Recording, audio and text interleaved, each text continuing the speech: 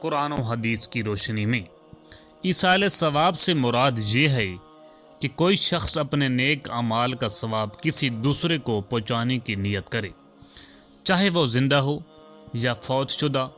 برصغیر میں بالخصوص دیوبندی اور بریلوی مکاتب فکر کے درمیان اس مسئلے میں اختلاف پایا جاتا ہے۔ اس اختلاف کو سمجھنے کے لیے ضروری ہے کہ ہم قرآن و حدیث کی روشنی میں دونوں موقف کو جانیں۔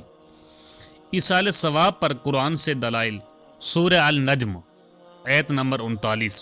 ترجمہ: انسان کے لیے وہی ہے جس کی اس نے خود کوشش کی۔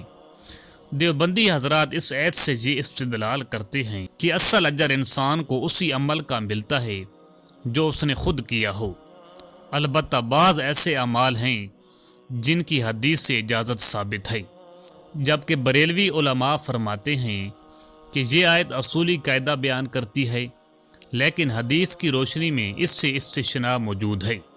احادیث سے ایصال ثواب کا ثبوت: نبی کریم صلی اللہ علیہ وآلہ وسلم نے فرمایا، جب انسان فوت ہو جاتا ہے تو اس کے اعمال منقطع ہو جاتے ہیں سوائے تین کے: صدقہ جاریہ، علم نافع اور نیک اولاد جو اس کے لیے دعا کرے۔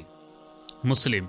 ایک اور حدیث میں ہے کہ صحابہ رضی اللہ تعالی عنہ نے اپنے فوت شدہ والدین کی طرف سے صدقہ، حج اور قربانی کے بارے میں سوال کیا تو آپ صلی اللہ علیہ وآلہ وسلم نے اجازت دی۔ اس سے ثابت ہوتا ہے کہ بعض اعمال کا ثواب میت کو پہنچتا ہے۔ دیوبندی موقف: دیوبندی علماء کے نزدیک ایصال ثواب اصولی طور پر ثابت ہے، لیکن صرف وہی اعمال جن کا ثبوت صحیح حدیث سے ملتا ہو، جیسے دعا، صدقہ، حج و عمرہ۔ وہ قرآن خوانی یا مخصوص فاتح کے اجتماعات کو لازم یا مسنون نہیں سمجھتے، بلکہ انہیں بدعت کے قریب کہتے ہیں، اگر انہیں دین کا لازمی حصہ بنا لیا جائے۔ بریلوی موقف: بریلوی علماء کے مطابق ایصال ثواب ایک جائز اور مستحب عمل ہے۔ ہر نیک عمل کا ثواب میت کو پہنچایا جا سکتا ہے، جیسے قرآن خوانی، درود شریف، نفل نماز، فاتحہ اور نیاز۔ ان کے نزدیک امت کا عملی تسلسل، اجماع عملی بھی اس کی تائید کرتا ہے۔ نتیجہ: یہ اختلاف اصل عقیدے کا نہیں بلکہ فہم اور طریقہ کار کا ہے۔ دونوں مکاتب فکر قرآن و حدیث کو مانتے ہیں، فرق صرف دائرہ اطلاق میں ہے۔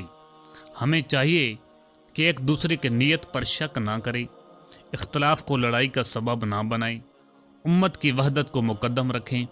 اللہ تعالیٰ نیتوں کو جانتا ہے اور وہی بہتر فیصلہ فرمانے والا ہے۔